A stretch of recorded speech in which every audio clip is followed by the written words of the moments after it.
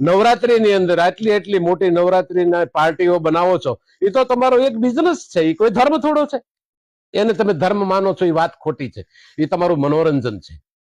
ધર્મ તો એને કહેવાય. ભગવાન શ્રી રામ નવરાત્રી તમને મળી ક્યાંથી? નવરાત્રી તમે ઉજવવા મળ્યા એનું કારણ શું? આખો ચેન્જ કરી નાખ્યું. જે વાતાવરણ હતું એને તમે બદલી નાખ્યું. એમ નો બદલાય ક્યારેય. રાવણની સાથે ભગવાન જયારે યુદ્ધ કરતા, રામચરિત માનસનો પ્રસંગ તમે લેજો. પહેલા દિવસે જયારે રાવણે એટલું ભયાનક યુદ્ધ કર્યું એટલે હનુમાનજી મહારાજ, શોર્ટમાં કહું છું, હનુમાનજી મહારાજે ભગવાનને પૂછ્યું, જામવંતજીએ, કે પ્રભુ આ તો પહેલો દિવસ આનો હતો, આટલું બધું આપણી વાનર સેનાનો વધ કરી નાખ્યો, તો આનું યુદ્ધ શરૂ થશે તો શું કરશું? એમ આને જીતવો, પરાજય કરવો એ બહુ મુશ્કેલ છે. તો કે હા, મને પણ ખબર છે, ભગવાને એવું કીધું. પણ ત્યારે એને એમ કીધું તો એક દૂતને તમે રાવણ પાસે મોકલો અને કહેજો કાલથી રામ મેદાનની અંદર નહીં આવે. જ્યારે તમને આદેશ આપવામાં આવે ત્યારે જ તમારે યુદ્ધ મેદાનમાં આવવાનું જરૂરી રહેશે. પણ બાકી જો 9 દિવસ ભગવાનને કીધું કે ભાઈ 9 દિવસ મારે અનુષ્ઠાનમાં બેસવાનું છે, એટલે મારી વ્યવસ્થા કરો. અને જયારે વ્યવસ્થા કરી ત્યારે રાવણને એમ થયું કે આજે 9મો દિવસ છે, રામ આજ પણ હજી દૂતને મોકલતા નથી, તો આ છે શું? એટલે એમણે અંતર ધ્યાનથી જોયું તો ભગવાન શ્રી રામ ઉપાસનામાં બેઠા હતા.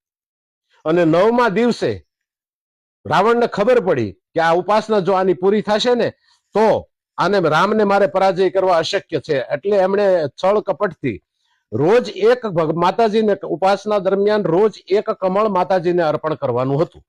8 કમળ અર્પણ કર્યા, 9મું કમળ એક બાકી હતું. તો રાવણે એ માયા દ્વારા એ કમળ લઈ લીધું અને હાંજ પડી ભગવાન માતાજીને કમળ ચડાવવા ગયા તો જ્યાં કમળ ઉપર હાથ મૂકે ત્યાં કમળ હતું નહીં. ભગવાને વિચાર કર્યો કે જો હું કમળ ન ચડાવું તો મારી ઉપાસના પૂરી ન થાય. એને યાદ આવ્યું કે મારી માં મને કમલ નયન કહે અને બોલાવતી, એટલે મારી આંખ પણ એક કમળ ગણાય. એટલે તીર લઈ અને અણી જે આંખ પાસે લઈ ગયા ત્યાં માતાજીએ હાથ પકડી લીધો. કેમ રામ, આ શું છે?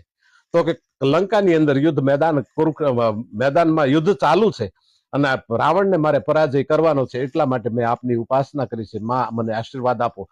તો કે રામ, તમારું અનુષ્ઠાન પૂરું, હું પ્રસન્ન છું અને આવતીકાલે યુદ્ધમાં હું પોતે જ લડીશ, તમારે નથી લડવાનું, તમે તો માત્ર નિમિત્ત હશો.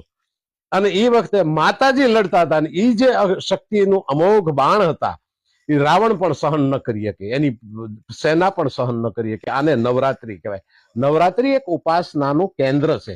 9મો દિવસ એ એટલા માટે હતો, દશેરાના દિવસે રાવણનો વધ કરવામાં આવ્યો, પણ એ શક્તિએ વધ કર્યો હતો. આને નવરાત્રી કહેવાય. નવરાત્રી એક ઉપાસનાનું કેન્દ્ર છે.